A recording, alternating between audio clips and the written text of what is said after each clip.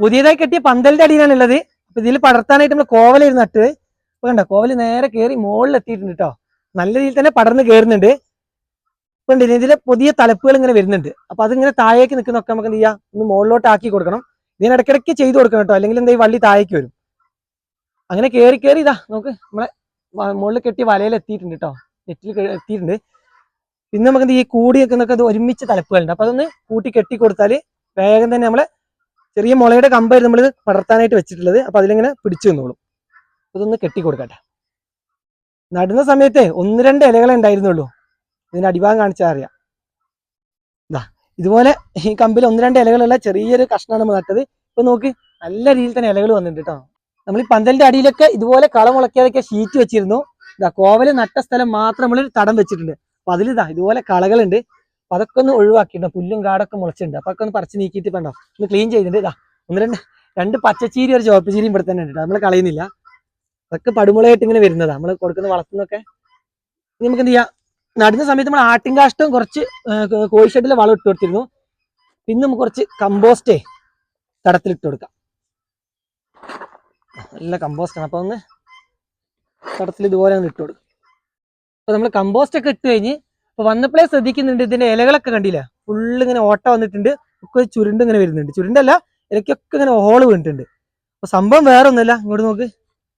ഇതാ ഇവന്മാരാണ് ഈ പണി ഒപ്പിക്കുന്നത്. കാണുമെന്നറിയില്ല. അതാണ്ടോ ഒരു വണ്ട്. ഈ വണ്ട് വന്നിട്ട് ഇതിന്റെ ഇലകളൊക്കെ കഴിക്കാണ്. അപ്പൊ പെട്ടെന്ന് തന്നെ നമ്മൾ വേപ്പിൻ കഷായം എന്തെങ്കിലും സ്പ്രേ ചെയ്ത് കൊടുക്കുന്നത്. ഒന്ന് അവിടെ ഉണ്ട്, ഒരു വണ്ട് അങ്ങോട്ട് നോക്ക്. ഇല മാറ്റുമ്പോൾ കാണാം, ചിലപ്പോൾ പാറിപ്പോതാ. ഇതില്ലേ ഇവന്മാരാണ് ആള്. ചെറിയ വണ്ടാണ്, പെട്ടെന്ന് തന്നെ ഇലകൾ വന്നിട്ട് ഇങ്ങനെ കഴിക്കാട്ടവര്. അങ്ങനെയാണ് ഈ ഹോള് വരുന്നത്. അപ്പൊ ആ ഇലയ്ക്ക് കരുത്ത് കുറയുമ്പോൾ അതുപോലെ ചുരുണ്ട് വരുന്നത്. ഇത് മുകളിലൊക്കെ ഉണ്ട്, ഇഷ്ടം പോലെ വണ്ടുണ്ട്. അപ്പൊ ഇതാ ഒരു വണ്ട് നല്ല കറക്റ്റായിട്ട് ഇലയിൽ വന്ന് നിൽക്കുന്നുണ്ട്. എന്തായാലും പിടിച്ച് ഒഴിവാക്കണല്ലോ, കിട്ടിയാൽ നമുക്ക് എന്ത് ചെയ്യാം, അതിനങ്ങോട്ട് ഒഴിവാക്കാം. നല്ല സ്പീഡ് പോകുന്നുണ്ട് കേട്ടോ. പിടിച്ചു പാറും പെട്ടെന്ന്. അതുകൊണ്ടാണ് ഇതാ ഇവനാണ് ആള്. എന്ത് പെട്ടെന്ന് അറിയാം ഇലകളൊക്കെ തിന്നു തീർക്കുന്നത്. അപ്പൊ ഇതിൽ ഇനി എന്തായാലും നമുക്ക് വേഗം വേപ്പിൻ കഷായം നല്ല സ്പ്രേ ചെയ്ത് കൊടുക്കണം. നല്ല അടിച്ചു കൊടുത്താൽ ഇവർ പോവുള്ളൂ. വേപ്പിൻ കഷായത്തിന് നമ്മൾ ഓർഗാനിക് ആയതുകൊണ്ട് തന്നെ അത്യാവശ്യം നല്ല നീര് അടിച്ചു കൊടുത്താൽ മാത്രം ഒരു ഇതിന്റെ സ്മെല്ലൊക്കെ കിട്ടിയിട്ട് ഇത് വന്ന് നിൽക്കാതെ ഉള്ളൂ. പെട്ടെന്ന് കയ്പയൊക്കെ തന്നെ കേട്ടോ. കയ്പയും പടവലത്തിന്റെ ഇലയൊക്കെ ഇതുപോലെ റെയിൻ ഷെൽട്ടറിൽ കഴിഞ്ഞ വർഷം ഇവരിങ്ങനെ പെട്ടെന്ന് തിന്നു തീർക്കും. അപ്പൊ ഏതായാലും നമ്മൾ വന്നാല് അതിന്റെ അടിയിൽ നമ്മൾ ക്യാബേജ് നട്ടിട്ട് ഇപ്പോൾ 2 ആഴ്ച ആയിട്ടുള്ളത്. ചട്ടിയിൽ ഇതിന്റെ അടിയിൽ വെച്ച് കൊടുത്തതിനും പന്തലിന്റെ അടിയിൽ നമ്മൾ സെറ്റ് ആക്കുന്നതിന്റെ ഒക്കെ ഒരു വീഡിയോ ഒക്കെ ചെയ്തിരുന്നു. ഇതാ ഇഷ്ടം പോലെ ക്യാബേജുകളുണ്ട്. ഇതൊക്കെ ചട്ടിയിലാണുള്ളത്. ഇതിനൊക്കെ എന്ത് ചെയ്യാ, വേറൊരു വളം നമ്മൾ ഇട്ട് കൊടുത്തില്ല. നമ്മൾ നടുമ്പുള്ള വളങ്ങൾ മാത്രമേ കൊടുത്തിട്ടുള്ളൂ. പിന്നെ നമുക്ക് ഇതിന് ബയോഗ്യാസിന്റെ സ്ലറി നമ്മളെ ബക്കറ്റിലാക്കി നിറച്ച് വെച്ചിട്ടുണ്ട്. ഇതിന് സ്ലറിയൊക്കെ ഒന്ന് ഒഴിച്ചു കൊടുക്കാം. നല്ല ലൂസായിട്ട് നല്ല വെള്ള രൂപത്തിലുള്ള സ്ലറിയാണ്. നമ്മളെ ചീരയ്ക്കും ക്യാബേജിനും ഏറ്റവും നല്ല വളമാട്ടോ സ്ലറി. ഇങ്ങനെ ഈ ഒരു പരുവത്തിലായി കഴിഞ്ഞാൽ സ്ലറി അടിച്ചു കൊടുത്താൽ പെട്ടെന്ന്, അടിച്ചു കൊടുക്കല ഒഴിച്ചു കൊടുത്താൽ പെട്ടെന്ന് നല്ല കരുത്തിൽ വരും. എന്താ വെച്ചാൽ ഇതൊക്കെ ഇലകളല്ല നമ്മൾ ഉപയോഗിക്കുന്നത്.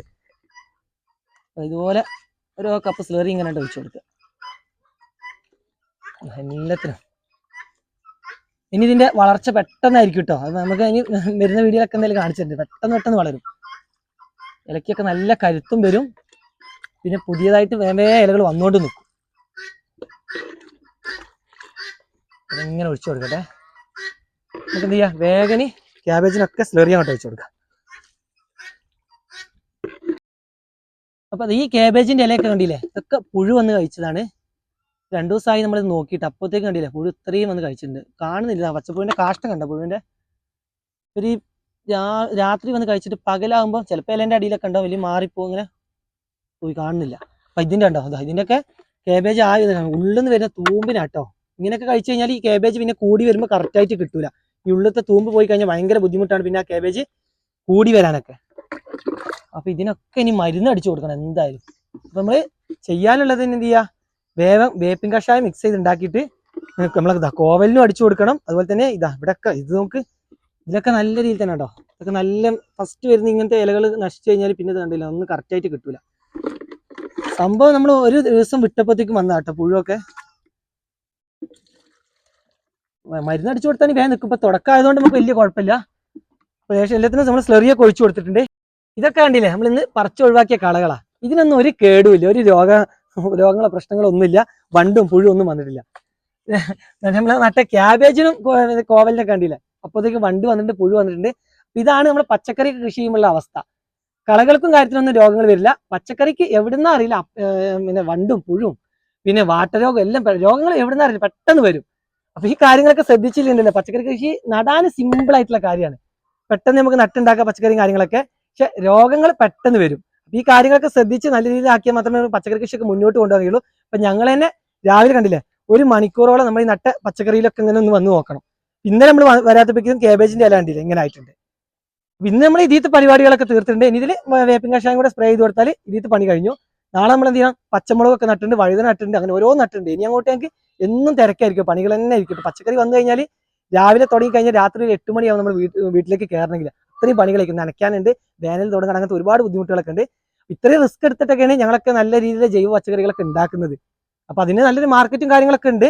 അപ്പൊ എല്ലാവരും എന്ത് ചെയ്യുക, വീട്ടിലെല്ലാവരും നമ്മൾ സിമ്പിളായിട്ട് പറയും നിങ്ങളും ഇതുപോലെ ചെയ്താലൊക്കെ അടിപൊളിയാണെന്ന്. അപ്പോൾ സിമ്പിളായിട്ട് നടാ, പക്ഷെ എന്ത് ചെയ്യണം, ഇതുപോലെയുള്ള കൃത്യമായ പരിചരണം നടത്താനൊക്കെയുള്ള റിസ്കുകളൊക്കെ ഉണ്ട്.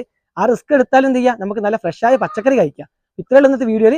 പുതിയൊരു വീഡിയോ ആയിട്ട് നമുക്ക് നാളെ വരാം.